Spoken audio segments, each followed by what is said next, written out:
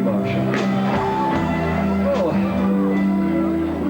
Do you know one thing I do want to say to you now at this point in time? You probably think I'm being picky or whatever, but I do feel that maybe everybody's having a little bit too much rabbit during the time the acts are on, talking a little too much. Would you do me a favour? And I'm asking you, with all respect, can we have it just a little bit more quietness, please, when the acts are on? You know, because it is a tough night for them, you know, it really is. Anyway, talking about tough things to do, they say that the hardest gig, to use the vernacular, as they say, on stage at any time is to be a comic, a comedian. Now, believe me, when you do something like this, the Manchester Evening News Search for a Star, that works doubly. It's doubly hard. So I'd like you to be extra nice to this man when he comes on. Our third act for the evening, a gentleman called Steve Jenkins.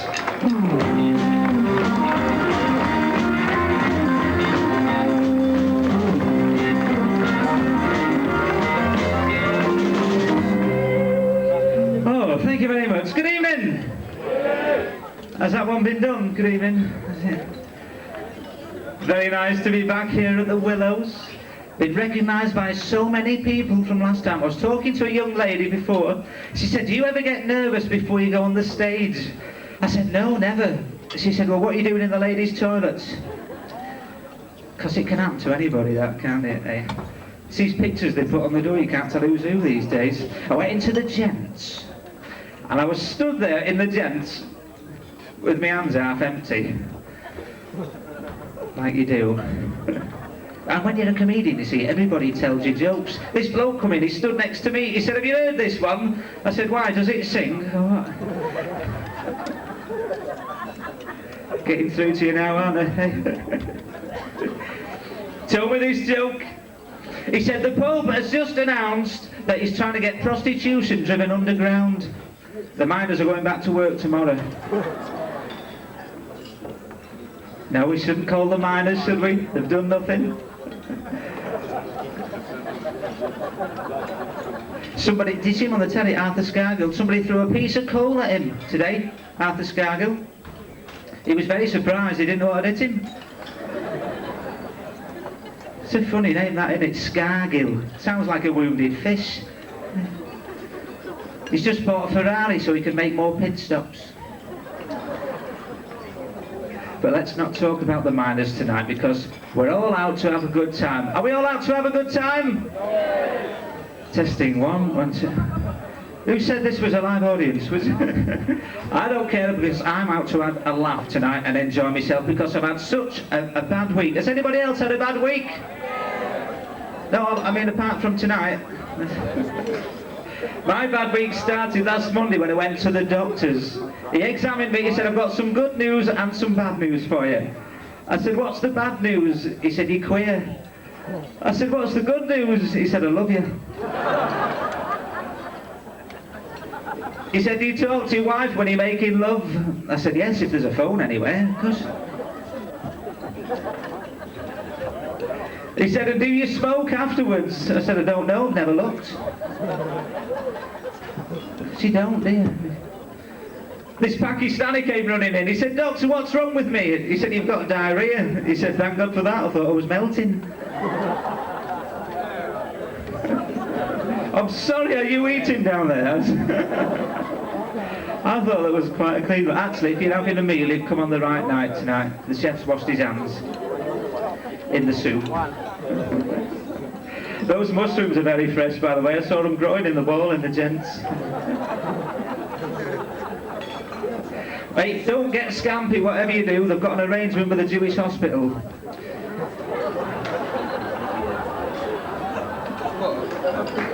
Don't clap on your own, they'll throw you a fish in there. Hey, but it's great being a comedian, though, because you travel about a lot. I travel about a lot. With an act like mine, you've got to, really. You might like to know, I've just come back from a tour of Russia. I did all their conservative clubs. It's true, I was working for this Russian agent, Rupert Mugarov. What's his name? Because Because I don't know if you've noticed, but in Russia, nearly every word ends in off. That's why I'm back. What a disaster that was. I was just getting on the plane there at Manchester Airport. This big coloured chap pushed in front of me. He said, "Ask first." I said, "You can get on it how you like." You know? Well, I made that. Because it's all like that, don't they, them coloured men? Have you seen them when you get close up to them? The palms of their hands are white, and the bottom of their feet. Must be the way they stack them when they spray them. There's any coloured people in, I mean Chinese. Now you know I'm only joking, because I like coloured people. I like them a lot. I couldn't eat a full one, but... suppose you could always put some in the fridge. You'd have to hope the bull doesn't go, because you'd never find it, would you? Now, when you think about this colour situation's all wrong, you think about it, they've got all them black men picking the cotton, and all those white men digging the coal. Right, isn't it? I was telling you about my plane journey, that was it, yes. Oh, the plane was that old, we had to stop at Crewe to take on wood. I was getting very worried, mate. I had a word with the pilot. I said, "Hey, Pontius." I said, "How often do these planes crash?" He said, "Only once." Only once. The fella sat next to me went white as a sheet. I said, "Look, if you're going to be sick, use the bag in front of you." He said, "I don't even know the woman." I'm not kidding you. Celebrity Airlines, that's who we flew with. I'd never heard of them neither. I asked the stewardess on the plane, I said, "Listen, why is it called Celebrity Airlines?" She said, "Well, it's quite simple. We fly all celebrities about." I said, "Dear?" I said, "Well, who have you flown then, besides me?" She said, Buddy Holly, Jim Reeves, Glenn Miller, Johnny Kidd. I said, "Johnny Kidd got killed in a car crash." She said, "I know, one of our planes hit it."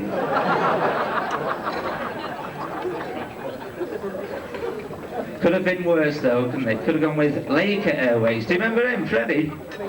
I'll get you there. The thing is, will he get you back? Do you remember, the only way you could get back from one of his holidays was if you had relatives on This Is Your Life.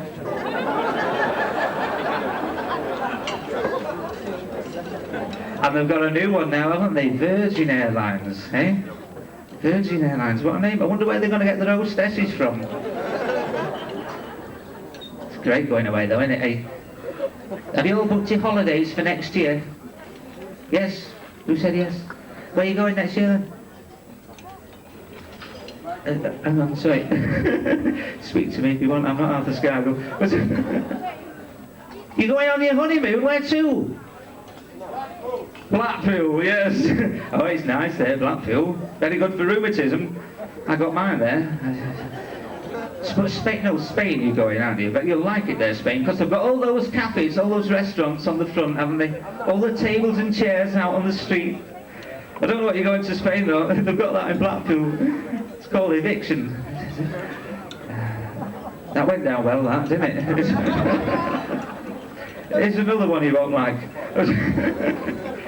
I tell you what, the only complaint I had when I went to Spain was the hotel, because the hotels are not very good over there. Everybody had a bidet except for us. Everyone in the hotel had a bidet except for us. We had to do handstands in the shower. On one hand. There was a sign in our room, it said "Ring bell for service." I pressed it and a tennis ball hit me in the face. And the food was no better. A waiter put me tea on the table, he said, "There you are, sir, I bet you've not seen anything like that before." I said, "I know, but I've stood in it many a time." And I did do while I was over there, because the streets over there in Spain, I'm not kidding you, that all these dogs stray, the streets are full of it. They are. I was coming out of one of them beach bars, and I stood in this, oh dear me, big mound, oh. I went flying on my back. I wouldn't have minded, but I only had my swimming trunks on. And I sat on the beach wall scraping it from under my feet with a lollipop stick. Like you would do. No, it'd all gone in between my nails, you know. I'm sorry, you know, this is what they do. If you've been there before and done well, they put you on, they give you an handicap, they put you on while people are eating. And I was just scraping it all from in between my toes, and this big lifeguard came along, he stood in it, he went flying on his back. I said, hey, I've just done that, and he hit me right in the face. I'll change the subject now, so, yes, I think so. It's nice going away, isn't it? What's this for a link? It's nice going away, because I don't know about you, but I met my very first girlfriend on holiday in the Isle of Man. She was the nicest thing on 3 legs. Honestly. I met her in one of those discos. I noticed she had a pair of those really tight pants. Have you seen what they wear these days? Looks as if they've been sprayed on. I was amazed. I said, how do you get into them tight pants? She said, you can start with a gin and tonic. I got her up to dance. She said, I'm only here for the weekend. I said, well, I'm dancing as fast as I can. Nice girl. She'd been picked up that many times. She had handles on her knickers.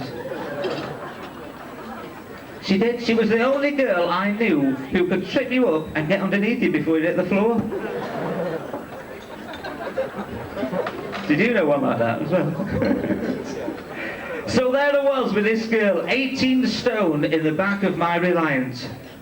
The things I go through, you wouldn't believe it. You know what it's like when you've had 11 pints and they don't improve. She had that many wrinkles on her legs, I had to screw her stockings off. She said, have you taken any precautions? I said, yes, I've tied my feet to the back door.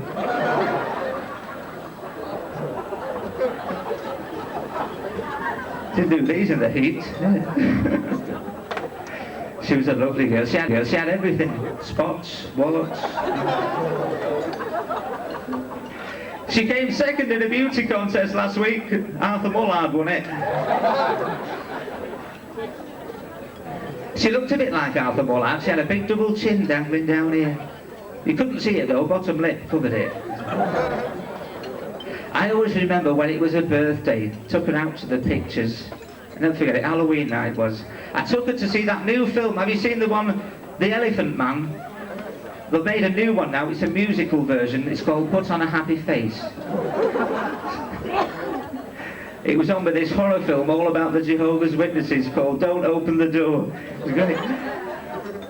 And I'm sat there for 10 minutes, I've got this big elbow in my side. I said, what's the matter? She said, there's a man sat next to me, playing with himself. I said, playing with himself? I said, how do you know that? She said, he's using my hand. I don't know. To think I was going to get married to that girl, you know. I can still remember the day I proposed to her. Oh, very romantic it was. I got down on one knee, took hold of her hand, said those 4 magic words, you know, I went round to see her father. I said, can I have your daughter for my wife? He said, bring your wife in, let's have a look. Because if you want any advice, they are the best people to ask, aren't they, parents? I asked my dad once if he'd ever been to bed with an ugly woman. He said, never in my life, son. He said, I've woke up with a... I bet he has, I know, you know. That next door neighbour came round the other day, stirring things up. She said to me, Mum, she said, do you know your husband's been chasing women? My mum said, yes, I know, the dog chases bikes, but it can't ride one. It's true and all. If he pulls a bird, I have to go with him with a set of jump leads. My mum calls him Polaroid because it's all over with in a flash. It's a funny word, Polaroid, that, isn't it? I thought that was something Eskimos got through sitting on the ice. Got an intelligent audience in somewhere tonight. Hey. She's a loose woman, my mother. She walks around with a mattress on her back in case she meets someone she knows. My dad come in from work the other day. He said, I believe that milkman of ours has been to bed with every woman in our street except for one. She said, yes, it'll be that miserable swine at the end house. It's not as though he hasn't tried, you know. He hasn't. He's had mirrors put all over the bedroom ceiling so she can watch herself have a headache. He bought her one of them water beds, her half froze. He said, what do you want for Christmas? She said, get me something with diamonds in. So he bought her a pack of cards. He bought her a new toilet brush once, he only had it a fortnight. She said, it's too hard. It's gone back to paper now.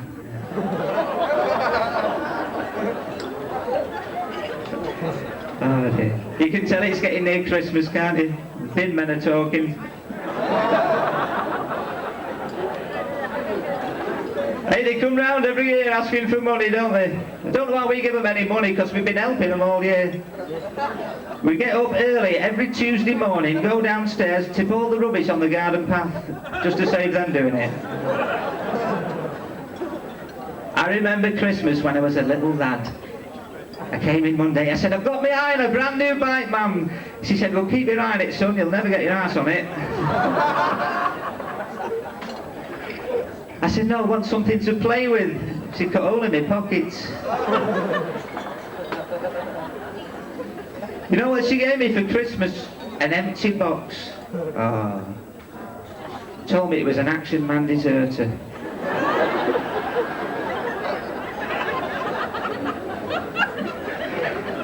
But she's not the sort of person to argue with, you see, my mother, because she's so big, she's massive. She really is massive. When I say massive, I mean it doesn't matter where she sits, she's next to you. When we were kids, she had to have her ears pierced so we could see the telly. Doesn't wear knickers, Swiss rail. Took her bra off quick the other day and broke a big toe. She hung it on the line, the bra, that is. Looked like a camel's hammock. And I shouldn't really be talking about her like this because she had a blackout last night. She's taking another one out tonight. Oh yeah, she likes to drink. And it rubs off in the family. When you get one boozer in the family, it rubs off. Because I like a drink. I was out in Manchester last night, a place called Yates's Wine Lodge. Do you know it? Yes! Oh, that's the first flash I've had all night. Thank you. Do you know what Yates is? It's all been done up now, hasn't it? Eh? Got rid of all that sawdust off the floor now. They've got carpets in there that thick, in muck. Eh? I was only in 10 minutes, somebody threw a petrol bomb through the window. Somebody drank it as well. This Irishman in there, he went up to the bar, he ordered 8 pints of Guinness, 6 pints of bitter, 4 pints of lager, 3 double whiskies, 2 gin and tonics, a packet of crisps. The barman said, would he like a tray? He said, don't you think I've got enough to carry? Little Pakistani come in, he said, can you recommend a good port? I said, Southampton, sod off. Because you meet all nationalities in there, don't you? Yates's Wine Lodge. I was stood at the bar, minding my own business, drinking me shandy, eating me crisps. And there was this American tourist stood next to me at the bar. And he snatched me crisps out of my hand. He said, you make these crisps with potatoes? I said, yeah, King Edward's, eh? He said, why, over in the States we grow potatoes this big. I said, well, over in this country, pal, we grow them to fit our mouths. Do you remember them Americans, eh? The only reason they pulled out of Vietnam, you know, they've been there that long, they ended up fighting their own kids. Can someone run round and explain, please?